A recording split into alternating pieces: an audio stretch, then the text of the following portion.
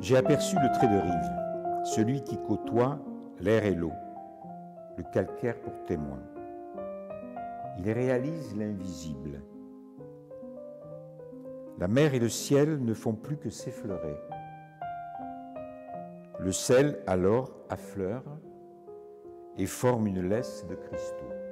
La grève s'enrichit de vestiges, le trait s'enrive. Cette exposition a été réalisée pour ce lieu. Elle s'intitule donc le trait de rive. Le trait de rive étant ce lieu indicible que l'on retrouve en bord de mer.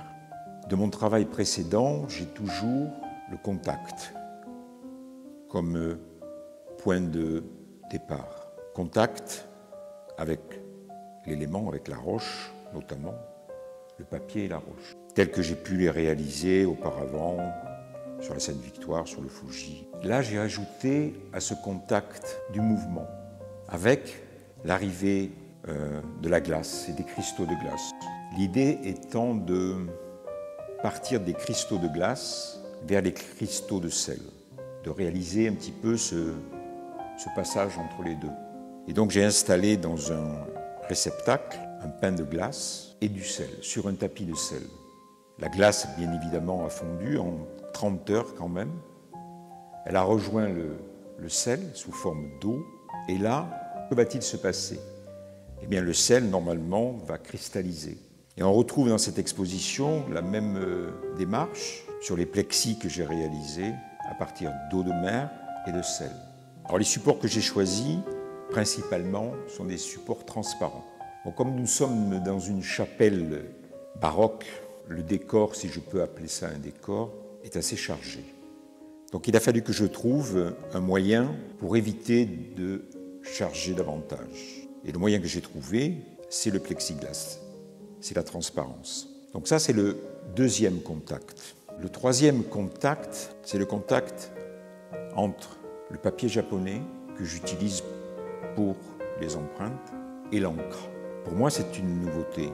Ça a été une expérience parce que jusqu'ici, je n'avais pas osé m'attaquer à cette technique, à cette pratique.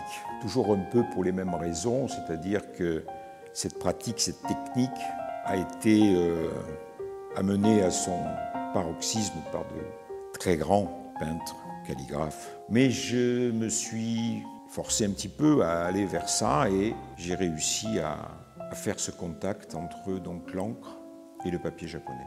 Ces encres que j'ai réalisées sont l'image de la roche. Roche que j'ai déjà touchée, sur laquelle j'ai réalisé donc des empreintes, et roche qu'on retrouve ici, au bord de mer, sous forme de petites falaises. Et ces petites falaises de roche sont du calcaire, comme sur la Sainte-Victoire. C'est-à-dire que j'ai voulu également là faire un lien entre mon travail sur la Sainte-Victoire, qu'on peut considérer aussi comme un lieu sacralisé, et cette chapelle qui ne l'est plus.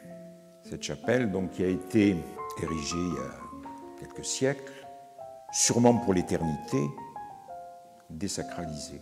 Et j'ai voulu donc, par rapport à ça, amener une part éphémère dans mon travail.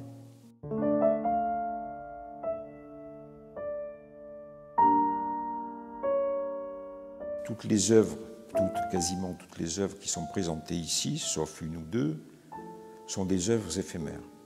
Alors cet éphémère, il est lié un petit peu à ce que je ressens en tant qu'artiste et ce que j'essaye de traduire.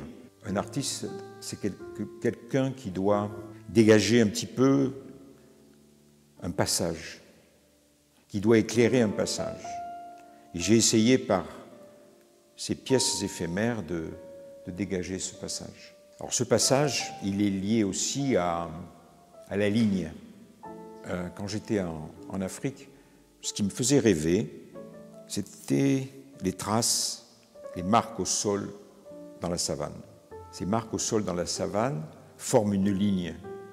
Elles sont faites par des animaux sauvages qui sont là, mais qu'on n'aperçoit pas. Ces animaux sauvages qui partent d'un point vers un autre, c'est traduisible simplement par cette trace au sol.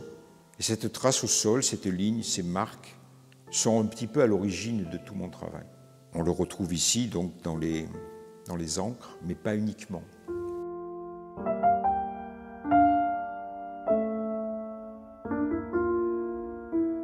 Le trait de rive, donc, c'est quelque chose que j'ai découvert, comme tout le monde, hein, en bord de mer.